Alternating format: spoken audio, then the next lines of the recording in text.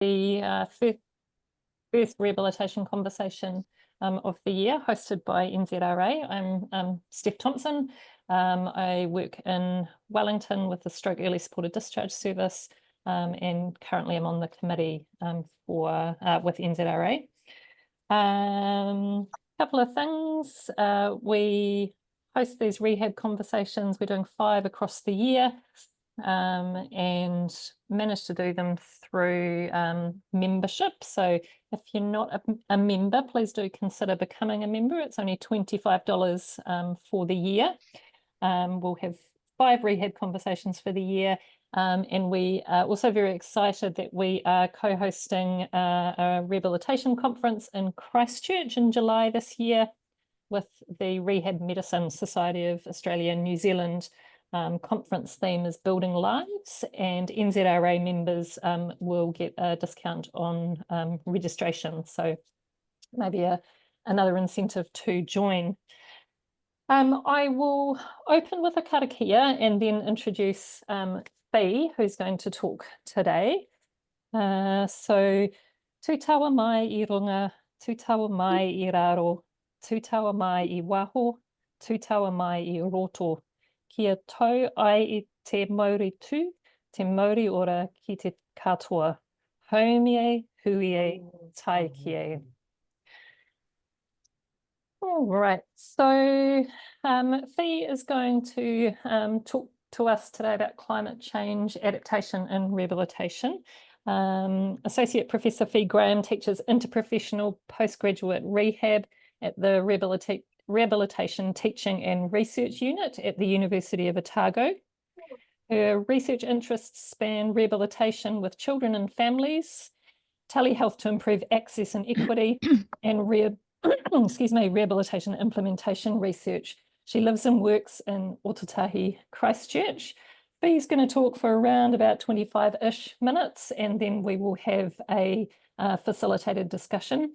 Please feel free to pop any questions as we go into the chat, and we will answer the questions at the end of Fi's talk. And if everyone can please mute themselves, that would be amazing. Thank you very much. Kia ora. Thank you, Steph. And hope you can't hear those sirens that have decided to crank up just outside my window. Let me know if you can. We are going to go through today's presentation a little interactively. So can't help myself from taking the opportunity to interact, connect and engage. So if you can, could you please pop your cameras on? That's possible with the setting you're in. That's really helpful. We're going to talk about climate change and rehabilitation. And climate change, I want to start by acknowledging the personal challenge that we all face actually as we attempt to steer climate change in the eyes a little bit, even if it's for 25 minutes. So thank you very much for, first of all, being brave and willing to be present at a conversation about that, with the recognition of the kind of duress that can sometimes give each of us. So today is going to be a little bit interactive. You're going to be, it's absolutely optional the extent that you interact, but I hope that really today's presentation sparks some conversations. Always aim for 1,000, spark 1,000 conversations. So judging on how many people we hear, that's around about 80 conversations each, if you don't mind. See how you go. But that's the goal in mind, and check how you're going with that as we go through. So one of the challenging things about climate change is not only the magnitude of the issue, but also a feeling of helplessness. That's what can I do? I'm just me. And really, I'll do the spoiler alert now and argue that engaging in rehabilitation, is a climate action in itself. So if you are already engaged in rehabilitation in any way, you are already engaged in proactive actions to address or mitigate or adapt to climate change, which is the most that any of us can do. Some of us have the opportunities to do that on a larger scale, and others smaller so, but you're already engaged in taking action, and certainly by coming here at the very least today. But first, just a few signals to kind of check, just to get us on the same page about the details of climate change and get beyond just the name of climate change in itself, but let's have a little look at closer up at what that means. And I know that many of you here will know more about this or will be very familiar with these words, and for some of you it sort of gets a bit lost in the initial alarms about climate change. And so some of the key things that are impacts of climate change that we need to be aware of is that as the CO2 levels rise, there is greater containment of heat within our atmosphere, and there is a warming of the planet overall, and we are going up by a number of degrees at a time, whether that's 1.52 degrees or 3 or higher. As we go up that scale of temperature, there will be more extreme weather events as there is more water in the atmosphere, as the ice has melted more. So there will be more frequent and more intense storms, which we have seen in New Zealand in recent years, as well as internationally. This will make some areas of the planet more difficult to live in, and there will be mass migration from those areas in the order of millions and millions of people. There will be individual events as well that such as Cyclone Gabriel, where that then has a flow-on effect in terms of health and rehabilitation services and immediate kind of relocation of people who may then return to those areas to continue living. The sea level rise we've already mentioned. This will be one of the main effects of that is a relocation of communities from low-lying areas to higher land. And pressure on resources from that. There will be a change in the distribution of communicable diseases as the climate changes and the bugs are able to live at different temperatures that they didn't used to, and a range of specific kind of activities there, really secondary to those 3 points initially. So that's the good news. Now, I want us to just pause here at the moment, though. How are you feeling right now? Much of our action in response to climate change will come from how we feel as we start to think about it. So as you expand in your climate warrior in the rehabilitation actions, or you just, start to let yourself think about that a little bit more, if that's where you're at, it really matters how we feel in this moment, that emotional response to this information. So before I go any further, I'm going to do a little drop anchor exercise with you. It comes out of acceptance commitment therapy, which has a lot to do with, which has got some really helpful methods in terms of a process of psychological adjustment, grief, and just dealing with difficult emotions. It's highly relevant to our engagement in rehab with climate change. It's also actually just a bit of self-care and self-love. I know that many of us working in the rehabilitation space at the moment are under a bit of pressure. So you're on this education moment. You can do this if you're in a busy office at the moment, that's fine. If you want to turn off your camera, you can. All you're going to be doing is closing your eyes or just softening your eyes. I want you to take a moment to notice that feeling that arises for you when we talk about climate change. And I will assume that for many of us that this is in some ways a difficult feeling. Might be a sense of overwhelm, might just be an elevation in anxiety levels. It might be a feeling of sadness, hopelessness. And it might just be feeling okay for you, which is also okay. If you're not already muted, you might just like to mute your microphone. So notice that feeling in you now. You can soften your gaze or close your eyes if you like. And I want you to take a moment to push your feet hard into the floor. Push them down. That's it. And feel the ground beneath you. Sit forward slightly in your chair and straighten your back. You're strong, you're tall, and at the same time, feel the chair beneath you, holding you. Notice your back supporting you. Now slowly press your fingertips together. And as you do that, gently move your elbows, your shoulders. Feel your arms moving all the way from your fingers to your shoulder blades. And take a moment to acknowledge the feeling in you as you think about climate change for a moment. We don't like it, didn't ask for it, but here it is. It's challenging, it's difficult. If we could make it go away, we would, but it's not going to. Silently acknowledge that feeling to yourself and put words to it in your head. What feeling comes up for you when you think about climate change? Now notice that feeling, and also that there is a body around that feeling, your body, that you can move and control.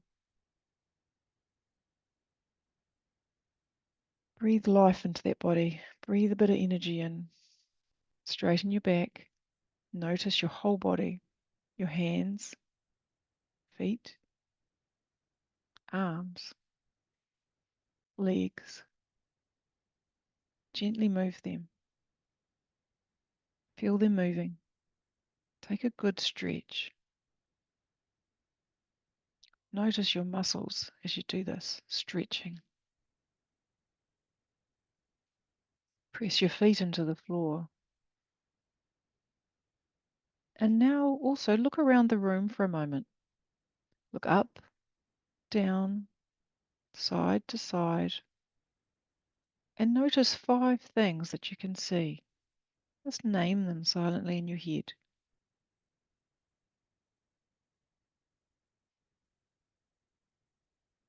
And notice 3 or 4 things that you can hear. Sounds coming from me or in the room. And notice that we're all here together.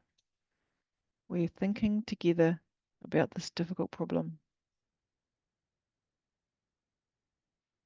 Notice that feeling in yourself again as you think about climate change for the next 30 minutes. And at the same time, see if you can also just notice your body in the chair. Gently move it. Take a stretch. Control your arms and legs.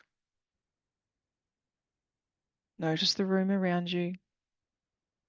Here you are.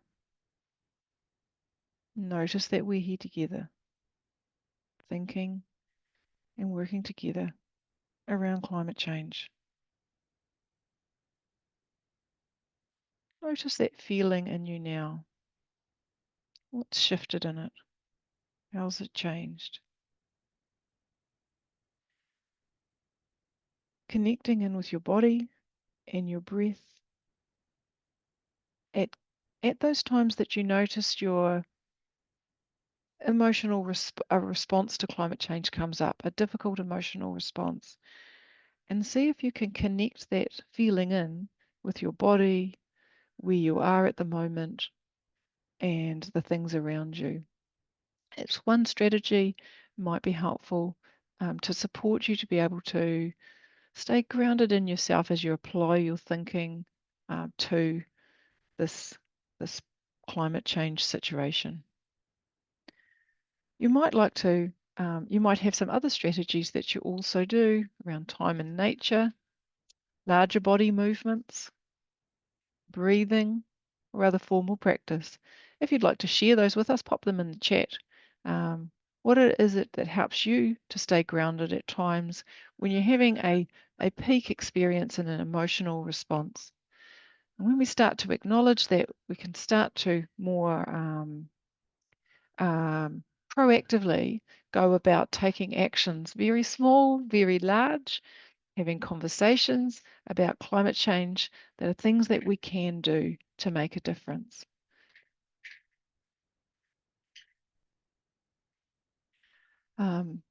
Any small or large thing that we can do that does make a difference will, and that difference might be It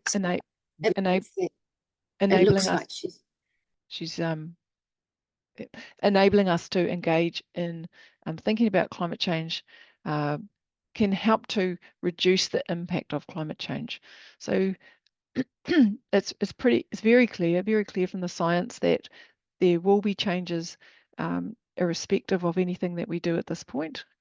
They will continue. There's reasonably long lag for any actions that we take now and impacts on climate change. But any action that we take that reduces the impact of climate change and reduces contributions to CO2 will be worth taking that action. So for some time there were considerable discussions about whether we focus on mitigation, reducing the degree of climate change, particularly through reducing CO2 emissions, or whether we abandon that and start adapting our health and rehabilitation systems and population behaviours to a climate change future. And very much now the messages do both at the same time. We need to do both. Mitigation alone is not going to avoid needing to adapt. We already need to be adapting, and in fact we already are adapting. And at the same time, the more we do at this point to mitigate climate change, the less the adaptations our children, grandchildren and their children are going to need to do. There is a really inextricable link between health, equity and climate change, and rehabilitation obviously sits within that healthcare. So key ways in which health contributes to climate change, particularly in relation to CO2 levels, is through admission to hospital, the use of products and pharmaceuticals and the creation of pharmaceuticals in healthcare, and health-related travel, be that for us as the healthcare provider, and including our training, and international travel for training. I'm sure many of you might think I wish, or patients travel in to see us for healthcare are all significant contributors to climate change, and all things that we have some choice in actions over. So overall, how is New Zealand doing? Well, this I've got links to all of the sources here for you at the end, but essentially we're not doing as well as we should be doing, and our low population means that it looks like we're doing better than we actually are. You can look up into each of these countries on the site, how the specifics of how this is developed. And to be fair, in New Zealand, the majority of our poor performance relates to our high agricultural industry, in particular the dairy industry. But it's helpful to sort of see how we are mapped against the rest of the world and what others are doing. But again, breathe, sit into your body. There are many things that can be done. And this is just jumping, as I said, jumping in a little bit more. Agriculture is one of the most significant contributors in New Zealand, but health is certainly there as part of the overall picture. And I think in this calculations in New Zealand, it's mixed in with some other areas. overall emissions have continued to climb. However, there has been significant improvements made over the last 10 years, in particular 10 to 15 years, and many of the improvements that have been made have occurred outside of central government policy. They've occurred because people have made choices and changes within specific industries, within organisations, services, units, personal choice.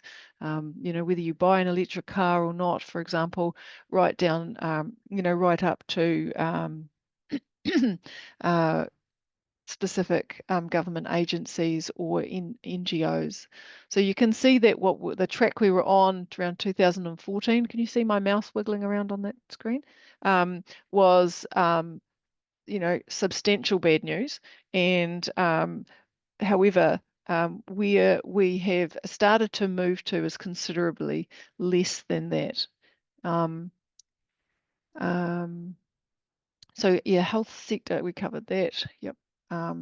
Manufacturing, the only thing I didn't mention there before was manufacturing related to healthcare is another one of those significant contributors. So for us in rehabilitation, we're also thinking about the adaptive equipment and any other products, resources that we use. If you've got something in mind, pop it in the chat. But certainly as an occupational therapist myself, I really think a lot about that adaptive equipment purchasing. So as we are going through this too, I actually want to put in the caveat that thinking about climate change mitigation options is not about offering less at all to people with disabilities who very much rely on, very much benefit from our rehabilitation interventions and not only the products and the services that we provide. So in no way are we suggesting that people who need products and services to live a full life don't receive them. Rather, I'm advocating that we think about how we're providing those differently. Right, so I want to just, now that's a reasonable chunk of bad news, I want to just share with you a video. It's from the, my German is absolutely terrible, but it's from the Gesagt in a nutshell site. So has anyone heard of those before or seen them before? A fantastic cluster of videos. You just put down in a nutshell if you can't catch my German. But they've got a series on climate change, and this is a fantastic tool for a team discussion event. It's only a 14-minute video. I'm going to jump in right at the end where they talk about the message of action, which is the focus that we're going to do today. I have to share. You're not getting my sound, are you? No, I was just going to say that if you stop sharing, sharing your screen. Yes. And then reshare and just share sound. Yes. Thanks, Rochelle. Thank you.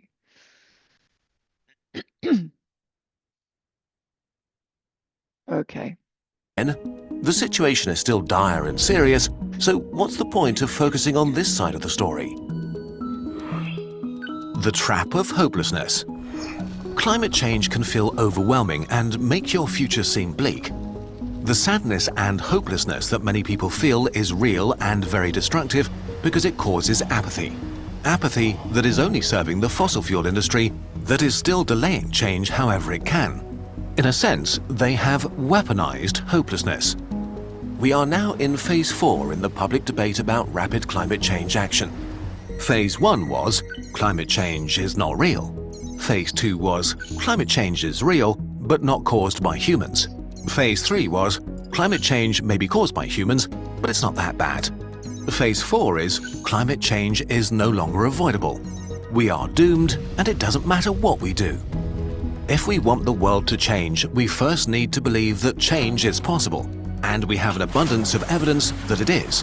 Changes to our industrial system are gaining momentum. Technology gets better and cheaper. Climate change has become a key issue in most free elections. As more and more younger people move into influential positions, they prioritize climate change and work on new solutions.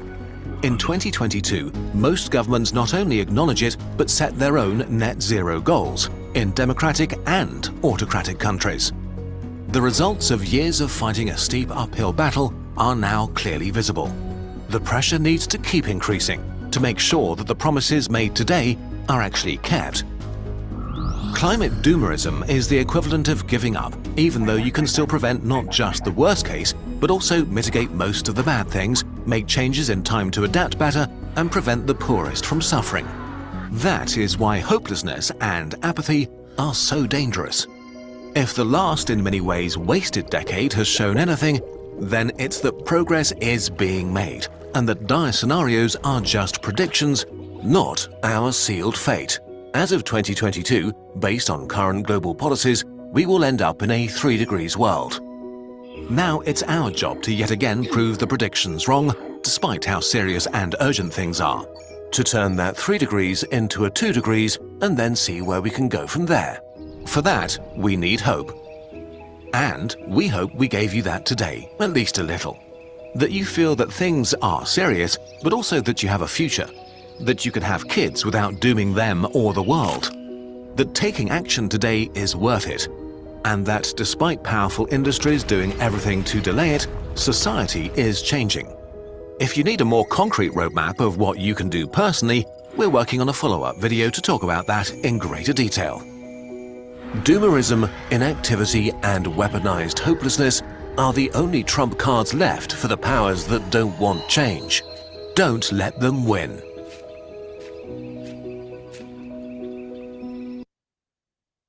Nine languages die. Now, are you back to seeing my PowerPoint? Yep. Okay. Right. Are we all pumped? Are we action? You are the little ducky. You got your placards, and we're gonna do this thing, right? So here's your motto. Stick it above your computer or your forehead, or however strong you feel about it.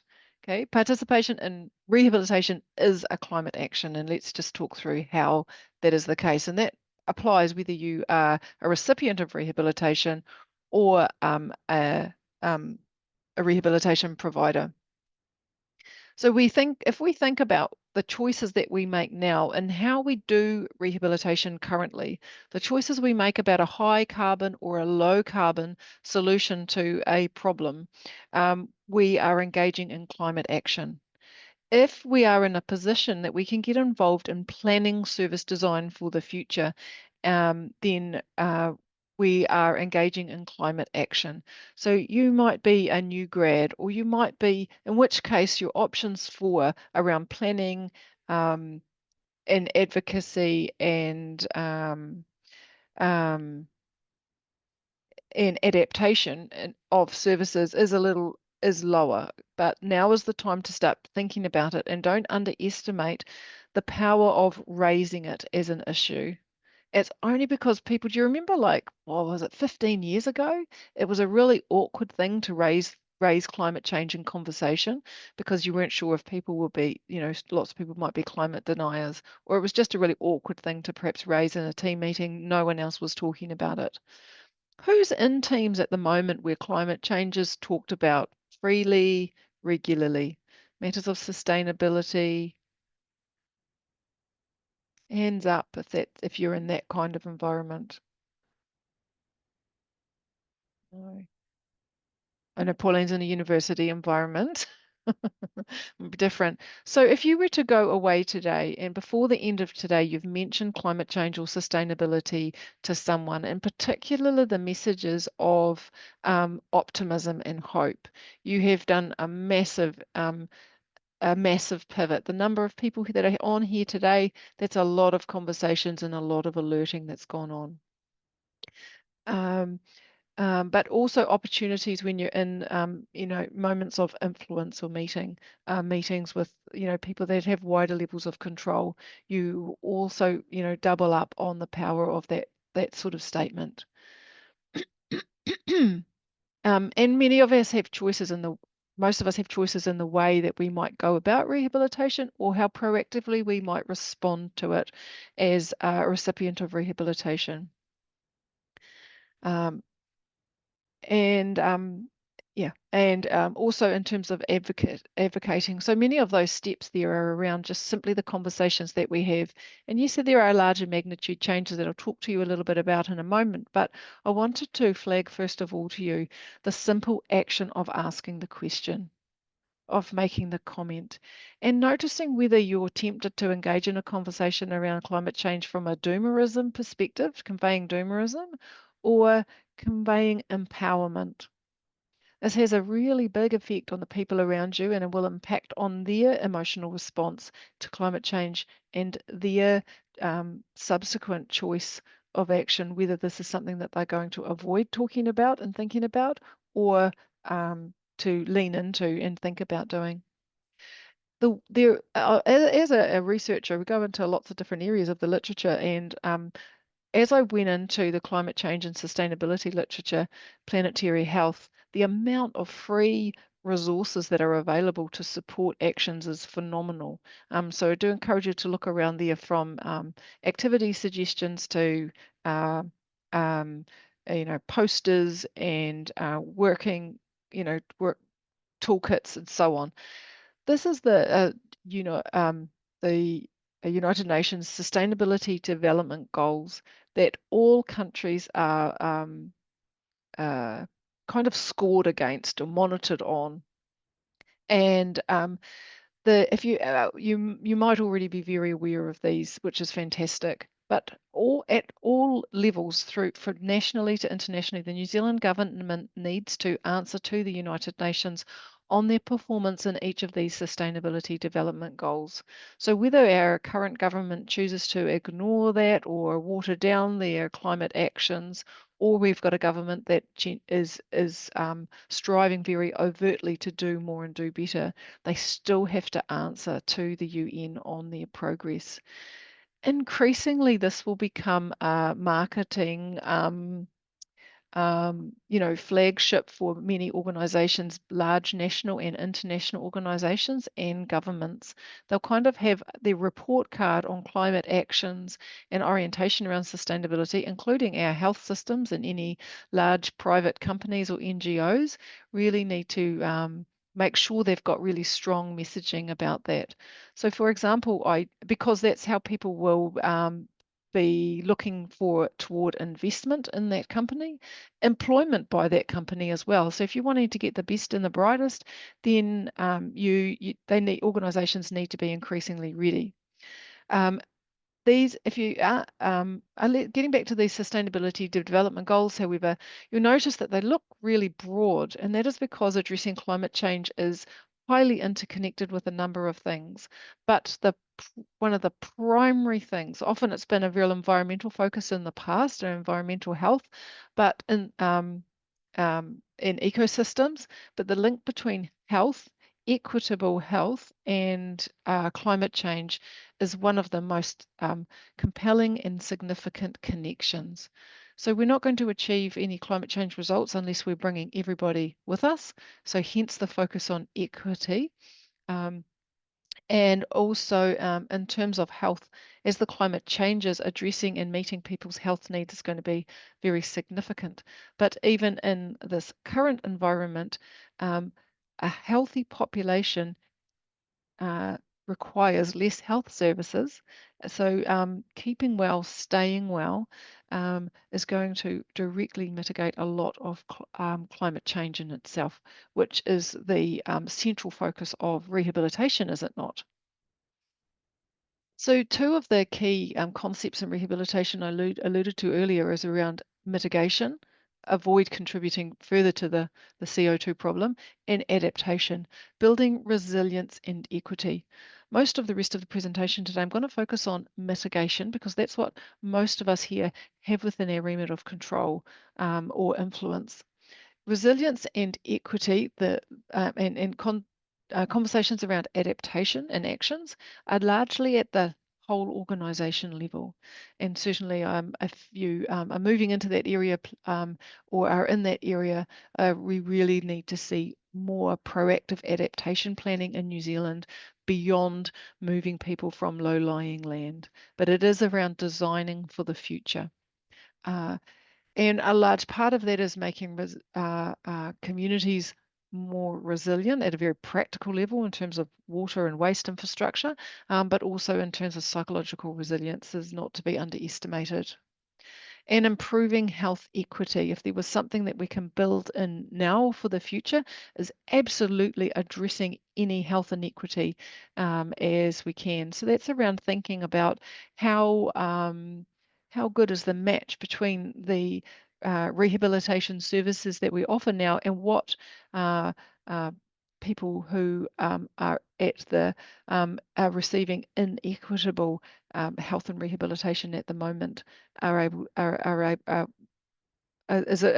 an appropriate match. So that's from a treaty, a cultural perspective as well, but of course not only. So any of our marginalised populations who are not so well able to engage with rehabilitation services is about addressing those needs and making sure that we're providing appropriate or offering appropriate services. That's another and a much larger topic. So when we talk about mitigation, really the key action is decarbonising rehabilitation. Imagine that. I feel a peer review paper coming on, Rochelle. Decarbonising rehabilitation. What would that look like? And and the big hits with that we can think about is when we engage that avoids hospital admissions or even avoids other primary care admissions or consultations. And I really feel like I'm probably preaching to the choir here on this. We know we do that. We are really good at avoiding people going into hospital with our community rehabilitation services that support and our close work with our wider primary care team.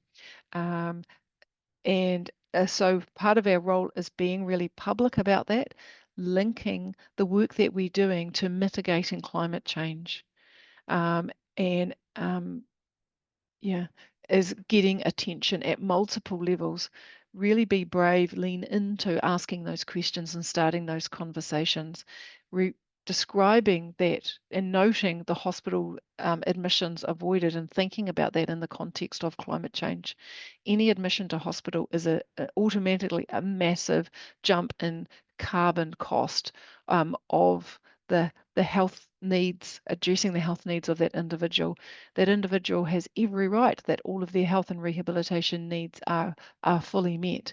It's not a judgment on the individual. It's a message that every hospital admission avoided is a big win for climate change. Furthermore, in thinking about the products that we use in rehabilitation, what are some of the, much of rehabilitation happens without products, of course, but there are a range of products that we do use. What do you know about the carbon and climate strategy for the business that we buy these products from? We have considerable consumer strength or flex as purchasers of these products. If you are working for a significant sized organization, you have even more so. So what products are you going to choose to use in terms of the climate strategy of that company, in terms of the minimization of carbon, the reuse and recycle policies of those organizations, the taking the return of the products when their use has expired? Are they how engaged are they in recycling and reusing those products? And of course, thinking about travel. So let's jump into the actions that you can take, because when we can think about the actions that we are able to take, it's a significant strategy in terms of staying engaged with climate change and of course doing good and making an impact. But let's recognize that the actions that we take as individuals are really hard to see, a global difference. I don't know that there's anyone on the planet, perhaps maybe Elon Musk, who can individually take a significant amount of action that would make an impact on global climate change. So we have to keep it close and keep it real to us and notice when we are taking action. attaching a sense of progress is that I stayed engaged and active in the space, not that I necessarily, saw huge results from my particular action.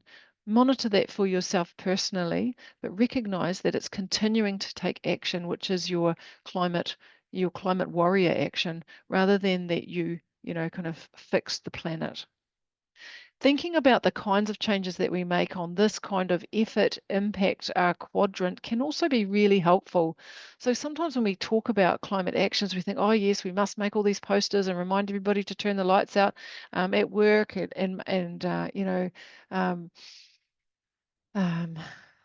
sometimes the things we can really busy ourselves with, and they might kind of do a bit of a feel-good thing in the team, but how much impact do they actually make? So if we concentrate our effort on things that are actually low effort but high impact, some really quick wins, we can start to prioritize those actions that we take. So in my workplace, for example, there was a big drive for doing an audit on one of the initial things on the table was doing an audit on whether the lights were turned off overnight. And that's an example of pretty much a thankless task, because that would have taken an enormous amount of resource, involved people staying in late to do, spot checks on the lights being on or not. And really overall in the scheme of things, make a pretty low impact.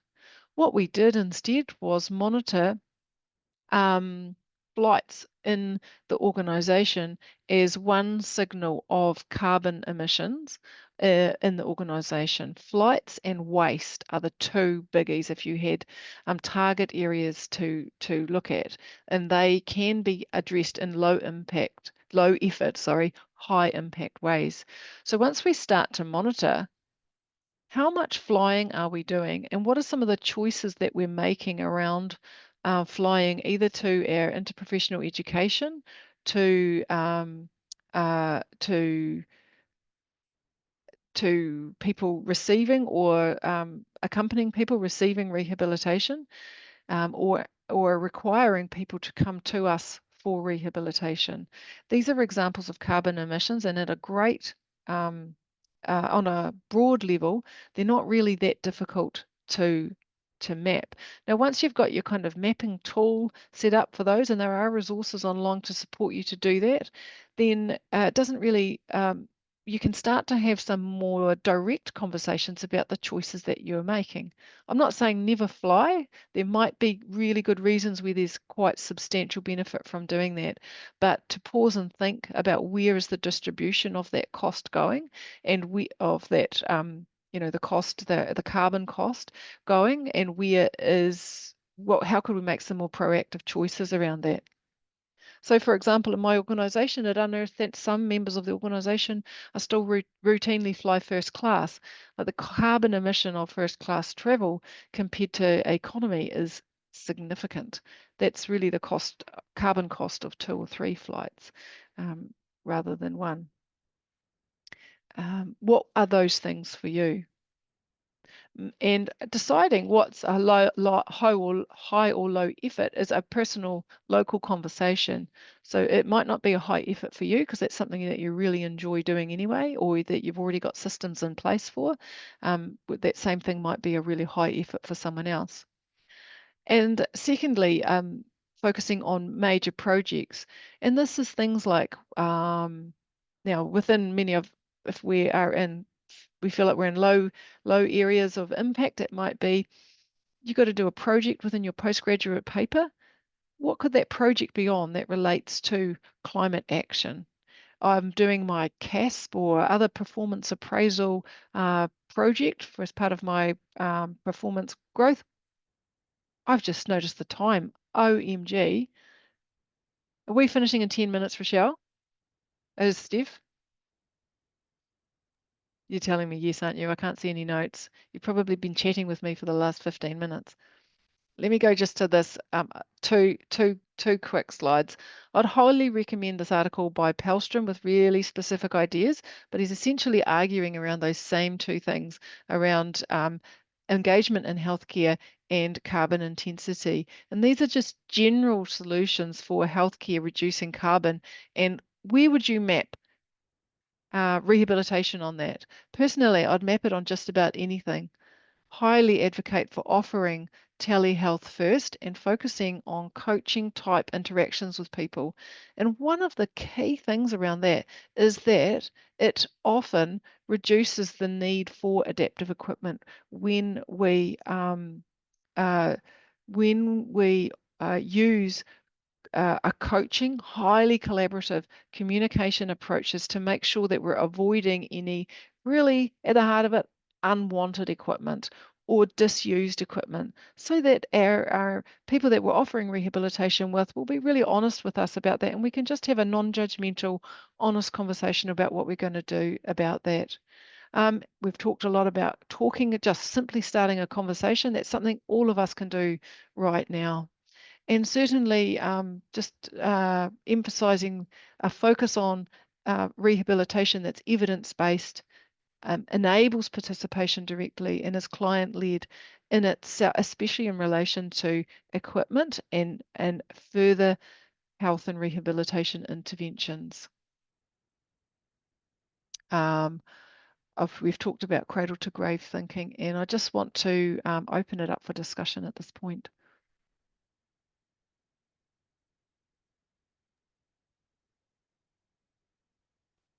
Thanks, Fee. Lots of things to think about. Has anyone got any questions or anything they'd like to comment on, thoughts? I'd invite people at this point to share some of the climate actions that they've already taken in rehabilitation. And think about those low-hanging fruit. You can pop it in the chat or just share it verbally. The low-hanging fruit, the quick wins, and the more significant changes that you've observed. I'm sure that will really help with sharing ideas.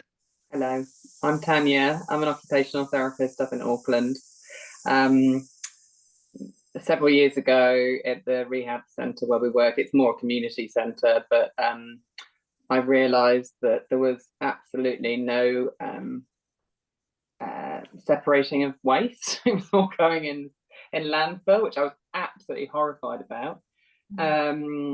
And so basically have put in kind of over the process of a few years, quite a while back now, just trying to obviously encourage people to reduce as much as possible, reuse as much as possible, and recycle. And every so often doing little initiatives such as, you know, putting up a poster and putting up about why don't you take a reusable cup on the road so you don't have to buy a cup that you're going to dispose of that goes in landfill. So kind of doing little projects, but yeah. So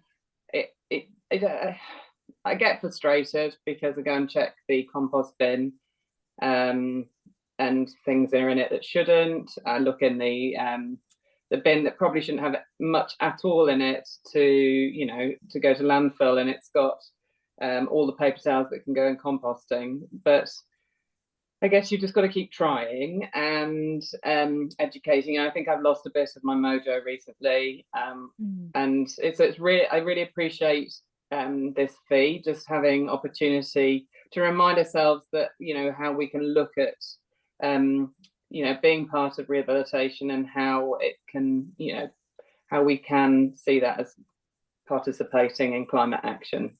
So thank you. Thanks, Tanya.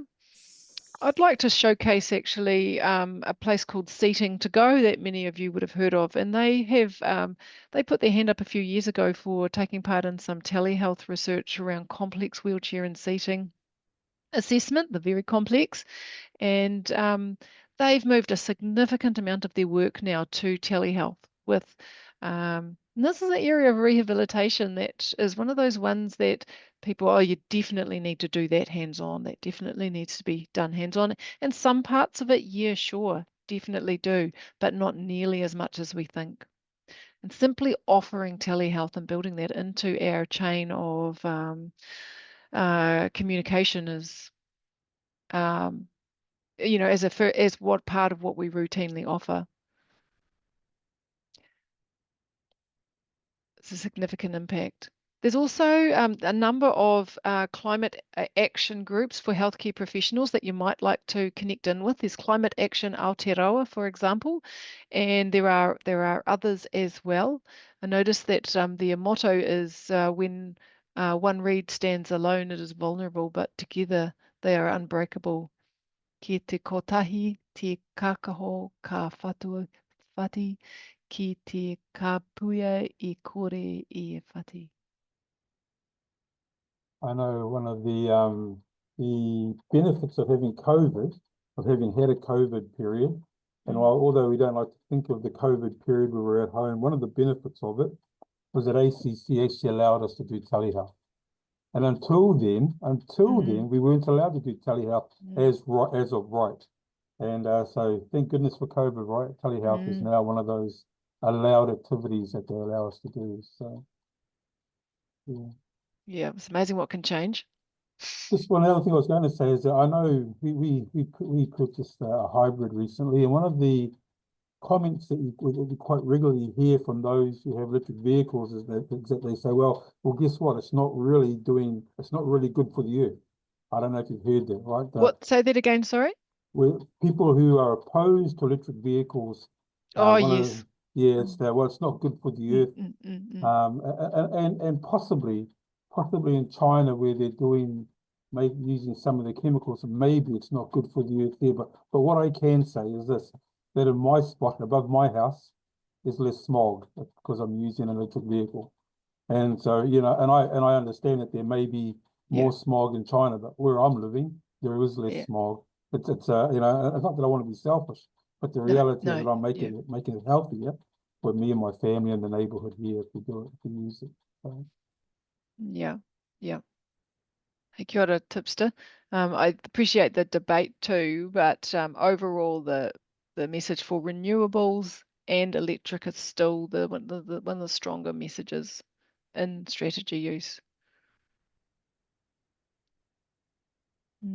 Okay, remember to breathe, remember to focus, think about what is within your circle of control and plan some actions in that regard, actions that you could, sustain, or give yourself a permission to focus on those for a period and then let them go. Burning yourself out is not, comes at a carbon cost, right? So don't set yourself up for actions that are going to end in that. It's okay to do it for a while and then step back from it for a while. Notice what you are able to influence. How often do you raise planetary health and carbon costs to your students? How you do have students, don't you? How often do you avoid or take up the opportunity to engage in a climate conversation? Notice that feeling in you and show yourself a little compassion, kindness, breathe, and do it anyway. You raising a conversation is massive in terms of your circle of influence. And what is in your circle of concern? Things going on internationally, some of the decisions made after this government's been elected, they're in a circle of concern. We might turn up to a march. We might think really carefully about what we vote for, but acknowledge that it's in my circle of concern. It's not in my circle of action, and let it go. So a real conscious mindfulness towards our engagement in climate change is really key to our success. Ka kite anō from me. Thank you so much for listening. Look forward to any comment, feedback, or contact from anyone. Kia ora, Fee, thank you so much for that. I was feeling quite anxious about the whole climate change thing when you started, but I think just even having this hui and having like-minded people present for the conversation actually gives me hope. So thank you so much for that.